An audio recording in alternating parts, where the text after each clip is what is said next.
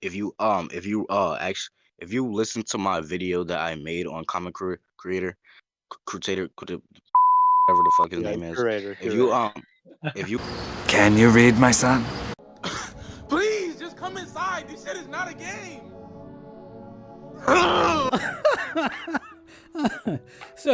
So we've now hit a point where Dragon Ball fans hate me so much that they don't want me to talk about Toribot because it is disrespectful to talk about Toribot or Dragon Ball because Akira Toriyama sadly passed away over 300 days ago, almost a year ago. So that's just how bad the other side was emotionally crippled by all of this information. This revelation of somebody on YouTube actually reading the Dragon Ball manga, actually doing Japanese to English translations and trying to get experts to actually translate it for the rest of the community, actually watching the anime in both Japanese and English. I mean, it's kind of God forbid that somebody actually posts, actual information that has nothing to do with just an opinion. And that's just how the scaling community has evolved over time. And it's really sad to me because again, Dragon Ball to me is it's a special thing. This is something I grew up with. I would run home from middle school and high school to fucking watch Toonami and all the Dragon Ball episodes and Yu Yu Hakusho and Inuyasha and all those things when they would repeat and re-show all of the earlier anime later at night at 11 o'clock. So I'd be up till midnight every night watching and rewatching the episodes twice over. So it's kind of hurtful to me that the community would say things about Goku and Vegeta and Frieza that just have nothing to do with what the story is. That's what power scaling has become in the last, roughly 15 years or so, especially in the last 10 years for some reason. I don't know what it was around 2014 that just caused so many people in the debating community to just lose their minds and throw out all their ethics and just start lying and making up things and then telling other people that it's totally fine to argue your opinions just because it's fiction. It's just fiction, so it's not a serious thing. You could just make up whatever you want and tell anybody that you want. Oh, you gotta accept my feelings, my poor little feelings. I don't like that Goku gets beat up by Superman, so I'm just gonna say that Goku is the strongest in the whole world. And that's really what they did. That's really what they did. They actually did the baby voice, and it's all over TikTok, all over YouTube. It's all over Amino, it's all over Quora, Comic Vine, and Versus Battles, and Space Battles, and all these other forums. You just see people make up the wildest claims. And in today's arguments and today's video, I'd like to point out a conversation that I had with my friend Will, who was about to debate somebody on Cosmic Armor Superman versus some other characters. And I just want to read out this stuff. Real quick. So this person, Sean Michael 527 says, Destiny and death are enough to defeat the Cosmic Armor. Do you know that the Cosmic Armor Superman is inside of Destiny's book and you can remove him from existence? Laughy cry face. If you forget, Endless will die only if creation ends. And then he's like, no, the Endless have no tier. They were strong enough to bring themselves into creation and then had full control over it. They were the side effects of creation, by the way. Hope this helps. So, people just, throw out, the worst arguments imaginable and have no shame whatsoever in, presenting this information in public to other people. I don't know how people do this. I have no clue how you go to bed at night thinking that you did a good job today and it's not a total embarrassment. This is public stuff that you were saying to other people. And believe me, I'm going to get into the topic in a second. Don't worry. I'm going to bleed right into that. But first, here, I just want to show some examples. Destiny and death are enough to kill the Cosmic Armor, but destiny and death are not the embodiment of everything that exists. Now, remember this, because a lot of debaters really, really hate this fact, and they want to censor it from you. They want you to not see what I'm going to show you. And they're gonna make up arguments that say, "Oh, he was debunked. He was beaten over here. Oh, he's just a Kaz hater. And he's just a Kaz. Everything Kaz about everything Kaz. Everybody just loves Kaz. That's all he talks about Kaz." Well, I talk about Kaz so much because he's the most lied about character in all of debating history.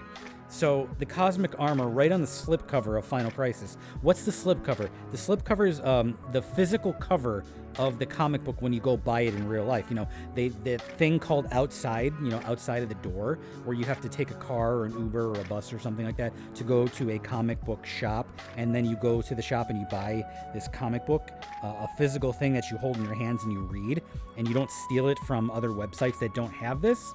And around the exterior of the comic book, the full collector's edition of Final Crisis, was a slipcover, which means it's like a paper insert that goes, it's like a protective cover that goes around the whole graphic novel. And in that graphic novel's slipcover, it tells you what the cosmic armor was. The cosmic armor is the embodiment of everything that exists. So everything that exists was defined as everything not the overvoid. So Destiny isn't the overvoid. The Endless aren't the overvoid. The Presence isn't the overvoid. The One Above All isn't the overvoid. Everything not the overvoid is the cosmic armor. But this person flips that around and says, don't you know that death and destiny are just more than enough to kill the cosmic armor and remove him from existence? So he's saying that you can remove existence from existence just by throwing death and destiny at them, even though both death and destiny are part of the cosmic armor. Neither of them are the overvoid, therefore they're part of the cosmic armor. That's the definition of what the cosmic armor is. But people don't like that. They don't like that their favorite DC characters are part of the cosmic armor.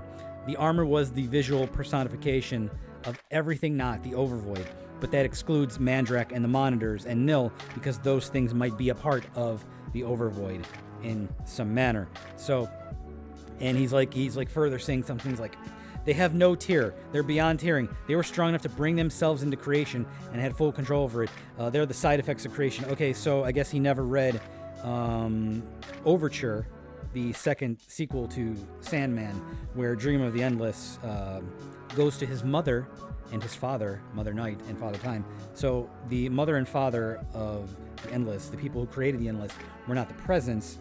It was actually Mother Night and Father Time who made the Endless. So the Presence made Mother Night and Father Time. Those two entities then made the Endless. And also, if you want to go to an earlier guidebook here that shows and says, so basically the Endless are relatively new in the cosmic hierarchy. There was the first world, and then that died, and then the second world died, and then the third world came in and they died, and then the fourth world, that's where the Endless were created. So like, the Endless are not new things. The Endless are not old original things. They're brand new, according to the cosmology of DC. Now, furthermore, the guy goes on to say some wild things like, Endless are the personification of everything, and Kaz, well, that's literally the definition of the Kaz. And he's saying that the Kaz is another page from Destiny's book that's bound. So he's saying that the cosmic armor is bound to the Book of Destiny, which is hilarious to me because, first off, it's stated also in Overture, Destiny is bound to existence. Death is limited by what she will or will not accept. So you can tell that people lie and cheat and steal and scam others on these kinds of bits of information. And the point of all that I'm trying to get to is the same with Dragon Ball. So like, this person made the claim that Cosmic Armor Superman is bound by destiny, but the Cosmic Armor was defined as all of existence. And he knows that in this comic book it says destiny was bound by existence and is not beyond it. So he flipped that around. You see what he revised the definition of the Cosmic Armor and destiny to be completely interchangeable and swapped them around. That's a scam. And that's a lie, and that's what people do when they don't like being wrong, when they want to get other people into their group and think the way that they think, and they think that they've achieved something in life by doing this for some reason. That's the psychology that I haven't really figured out yet. It's something I've been trying to figure out for a long time. Now, all these arguments bleed into the Dragon Ball versus DC Comics thing too, because it's my opinion that Frieza is more than enough to solo Darkest Night. Now, why do I say that? Even despite Whis telling everybody that both Goku and Vegeta in Super Saiyan God Blue form would die from a galaxy-level explosion in the Moro arc. Yes, you heard that right. They would die from an explosion powerful enough to take out a galaxy. Now, this is Whis, by the way, who's very specific in the way he talks. He's very, very specific in letting people know the difference between a galaxy and a universe and a timeline. He's good enough to explain multiple timelines and how he can only, fix things for up to 3 minutes. He's a very specific dude. So when Whis says that Goku and Vegeta in Super Saiyan God Blue form would die from a galaxy-level explosion, you're supposed to listen. That's Whis explaining the exposition, okay? You're not supposed to revise that in some other manner. So, too, the way DC fans revised the context of the Darkest Night being this most unbelievably superpowered thing. He's the most powerful thing, just like Perpetua. But at the end of the series, there's this comic book that came out called Justice League versus Legion of Superheroes, where it stated that the Great Darkness was fabricated and made by Vandal Savage using a gold lantern ring. He projected the Great Darkness out of a gold lantern ring. This comic book was supposed to come out just before Dark Crisis 5, but it got delayed. That's why in Dark Crisis 5, 6, and 7, everybody was saying that everybody knew that the Great Darkness was dead. I mean, fake. Everybody knew that the Great Darkness wasn't real. They were telling Pariah, what you're hearing isn't real, blah, blah. And it was never actually explained in the comics of why they said that. Well, it was explained because this one tie-in issue was supposed to come out just before that. So, too, it goes onward into the authors explaining that the Metal series all the way to the end of Dark Crisis was one canon, and that entire canon was fabricated by Vandal Savage. So the Darkest Night, for example, is fighting Perpetua, and everybody assumed this was some cosmic, unbelievable event. It's beyond the sphere of gods. Couldn't be more reversed from the truth. This entire thing took place inside of a fabricated, tiny little bubble reality, and everything in it was fake. You can actually consider it an illusion, some kind of illusion that Darkseid wanted to feed off of after he partnered with Vandal Savage, because during the 2018 to 2020 series, roughly in the Young Justice series, it was on the mind of DC to have Darkseid and Vandal Savage pair together, and that was actually implemented in a video, an animated movie and an animated series that came out. But it wasn't put in the comics. So it was on DC's mind to have Vandal and Darkseid be the operators of this entire fake creation. That's where the Darkest Night and Perpetua resided. So outside of their creation was the rest of the Greater Omniverse. The Greater Omniverse was then said to be the Lost Crisis on Infinite Earths that was deleted by the Anti-Monitor ages and eras prior. So the Darkest Night here wasn't actually a real thing. And if he were to go up against Perpetua, I mean, just look at this. I mean, these are beings who are hurling planets at each other to try to hurt each other. That's some kind of wild stuff. Like, the illustrations ongoing in this series are subtle hints from the illustrators and the writers trying to instruct people that what you're listening to and what you're reading, there's something wrong here. Why are conceptual beings throwing planets at each other and making impact? Why are they talking about energy loss if they're beyond platonic conceptual entities? Why do these two run out of energy so quick? I thought they were beyond platonic energies. What kind of energy do they need? That doesn't make any sense if they're beyond platonics, if they're beyond the new gods who don't need energy, beyond the monitors who don't need energy. Why do these guys need energy? Why is Perpetua and the Darkest Night running out of energy? And they can't just give themselves more like Cosmic Armor Superman and Mandrak did in their battle on Final Crisis. Well, the whole point was they're not real. You know, there's some kind of small story that Darkseid made to try to feed off of. Now, if you were to take Frieza and place him against the Darkest Night, I think Frieza in his golden form, especially in the black form, would punch the Darkest Night so hard in the face that he might uncanonize himself and be removed from the timeline. Now, I take that in a literal sense because, again, this is a conceptual entity throwing planets at another conceptual entity who, by the way, the author said never retained her spiritual self and her metaphysical self. She remained corporeal through the entire thing, and here is the Darkest Night also combating her in this form, making him not a conceptual entity. So guess what? This scene right here is a corporeal being fighting a corporeal being, throwing planets at each other. They're smashing planets into each other's faces, and they're losing energy. Now, it's pretty clear that, in my opinion, Golden Frieza, Super Saiyan God Goku, Blue, Moro, and similar are all beyond galaxy level in destructive capability. Now, it's right on the cusp of galactic destruction that Whis was talking about. So a true galactic tier destruction explosive event would kill that level. But I think Frieza in the black version of himself that came later, and that we'll hopefully get a new season with to explain more, is far beyond that level. So if you took Black Frieza versus the Darkest Night in his most powerful form, who is throwing and hurling around planets against another corporeal being and having trouble and having to use planets and as weapons, I'm going to say that he stands no chance against somebody who can throw hundreds of billions of planets around like it's nothing. And so that just about does it for that.